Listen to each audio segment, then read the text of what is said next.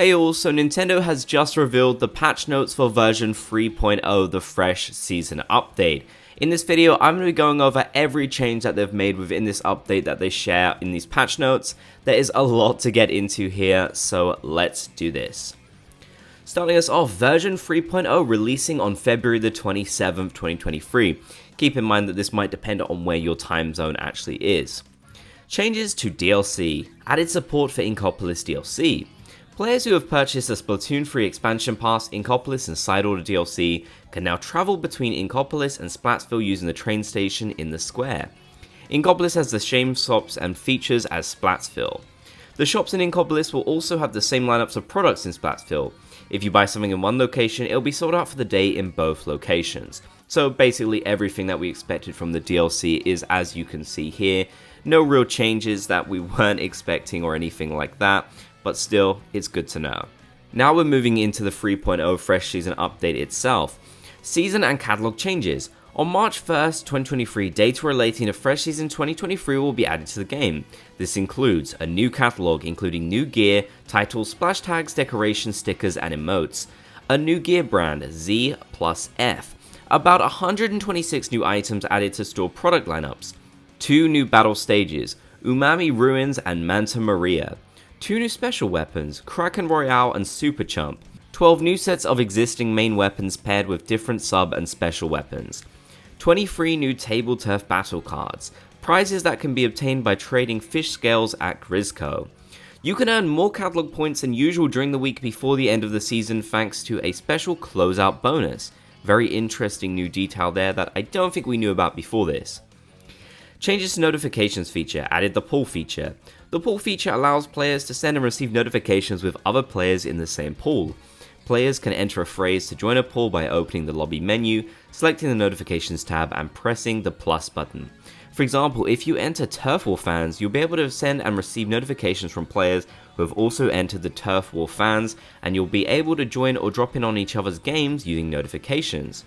While there isn't a limit on how many people can join the same pool, there may be cases in which notifications won't be sent to all members if a large number of players are connected to the same pool simultaneously. When you receive an invitation to play or a fresh notification, it will be displayed on the screen. Now we are getting into the changes to multiplayer, which I'm sure people are going to find really interesting, so let's do this. New special weapons have been added. These special weapons will be available as a part of new weapon loadouts in the shops at the start of Fresh Season 2023. So here we have the Kraken Royale and the Super Chump, which were revealed to us previously. They share some details about these here, which I do believe are all known, but let me know. Transform into a huge squid or octopus and attack by pressing the B button to jump or by holding and releasing the ZR button to do a charge attack. You'll be vulnerable for a moment before and after transforming, but you won't take any damage from attacks whilst transformed. And then the Super Chump. Aim and scatter a bunch of balloon-like decoys in a certain area. Markings that look like super jump landing spots will display on the ground where the decoys will land. The decoys can be destroyed if hit by an attack. Decoys that aren't destroyed will explode after a certain amount of time, inking the turf around them and dealing damage.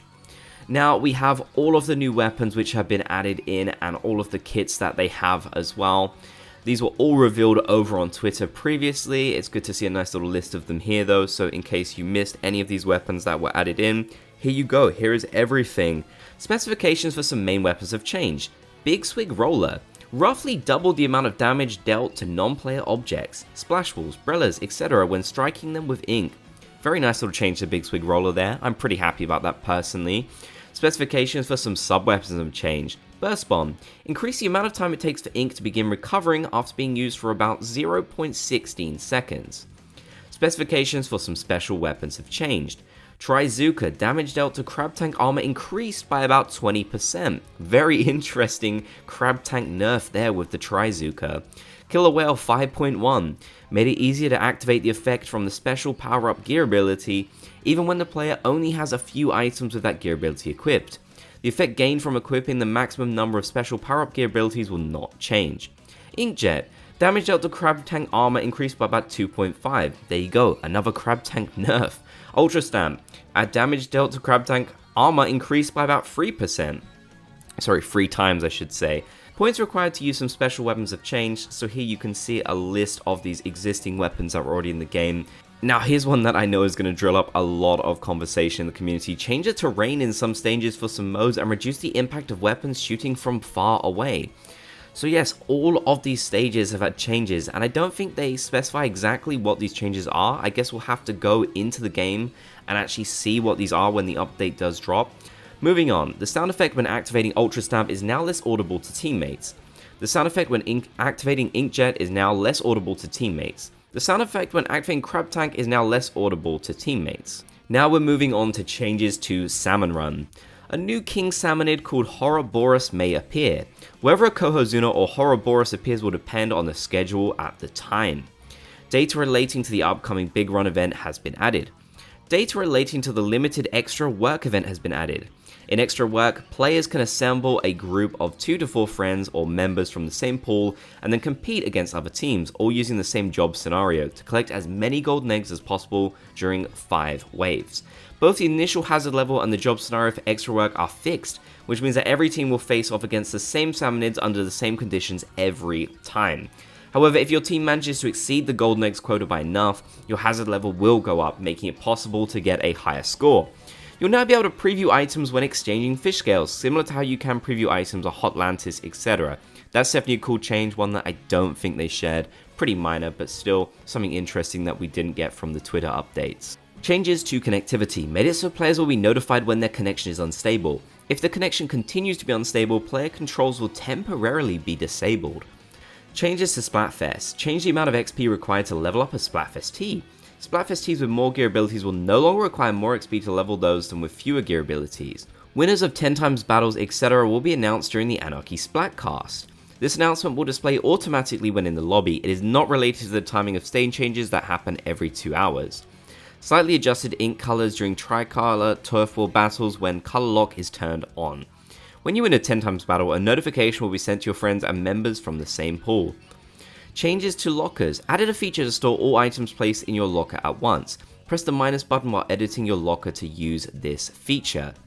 Then we have some changes to Tableturf Battle.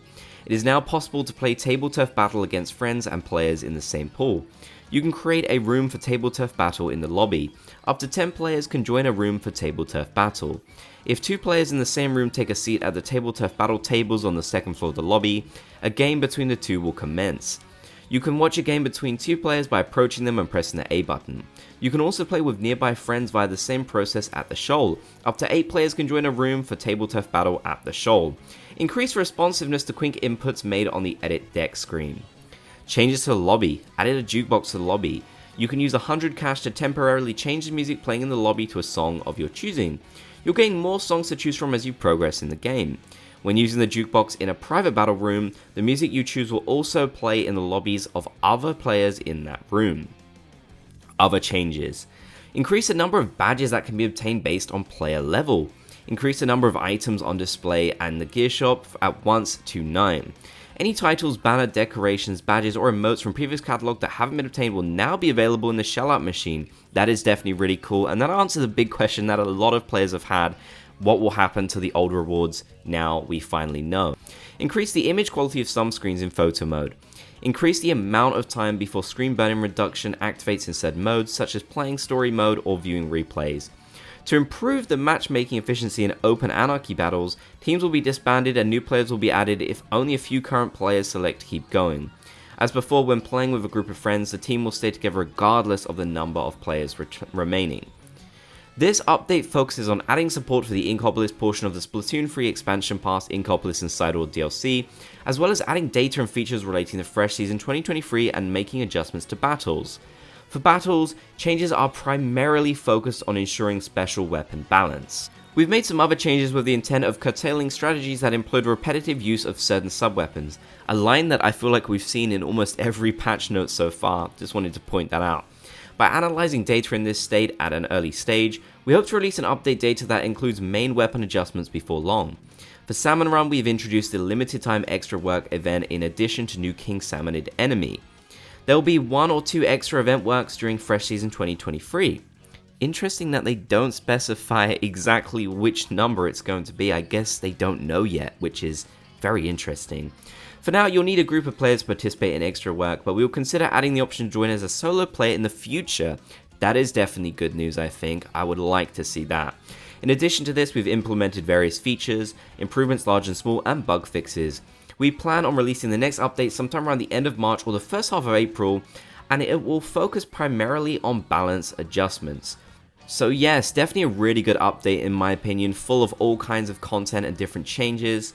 There are going to be a lot of changes in here that I'm sure Splatoon 3 pros are going to analyze and give us the full lowdown on, but this is all the information that they have shared, and I hope you enjoyed checking out as much as I did. If you made it to the end, then be sure to comment Fresh Gang down below so I know you did. If you enjoyed, be sure to leave a like, and if you haven't already, consider subscribing and turning on notifications for more Splatoon 3 news.